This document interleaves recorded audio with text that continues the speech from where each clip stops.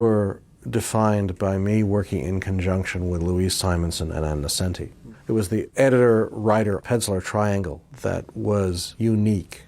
It was the perfect confluence of passion and craft and freedom. I found the X-Men a very easy book to work on because Chris was a dream to work with. The artists that we had were generally just great. Tom Orzechowski, who lettered the book, never made a mistake.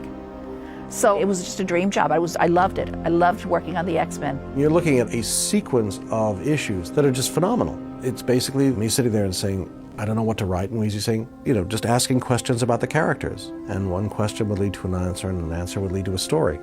That is a level of editorial expertise and involvement and collegiality which is rare at the best of times, and to a certain extent today, because of the dynamic changes in the industry, almost non-existent. I had done an X-Men story in Marvel Fanfare, and it was so much fun that I called up Chris and said, listen, if Byrne ever wants to leave, I'd like to have it back. And Byrne left the following Monday. I don't know how that came about, but that put me back on the book. I was really glad that Dave had the chance to come on and, make the contributions that he did all over again and actually get more heralded for the stuff he had done. Returning to the X-Men after John Byrne's run was interesting. We got bomb threats and things like that for, how dare you take it away from John Byrne, The other thing that occurred in the 80s, Frank's Daredevil was our competition for most of that decade until he left. And once he left, that was it. Frank would do a story, and then Weezy and I would sit down and say, let's do something better. Nothing so inspires like heady competition, like looking at someone and saying, God, he's really good. Well, I better be better then.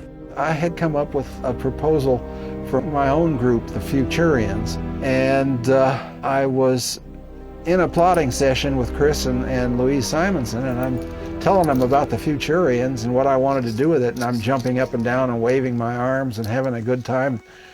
And the two of them decided that I was more interested in doing the Futurians than I was in doing the X-Men, and they talked me into quitting. So I went ahead and did the Futurians graphic novel. But they had a kind of a panicky week after that because nobody wanted to do the X-Men, because nobody wanted to have to do that many characters.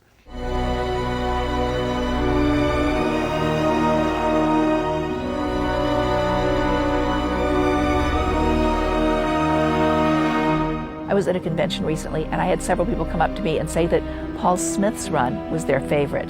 Paul's work was definitely elegant. He had a sensitivity of line, and for making line to make the characters come alive and the story come alive, his storytelling was great too. He was really good at taking Chris's extremely complex, very detailed plots and breaking them down into a very comprehensive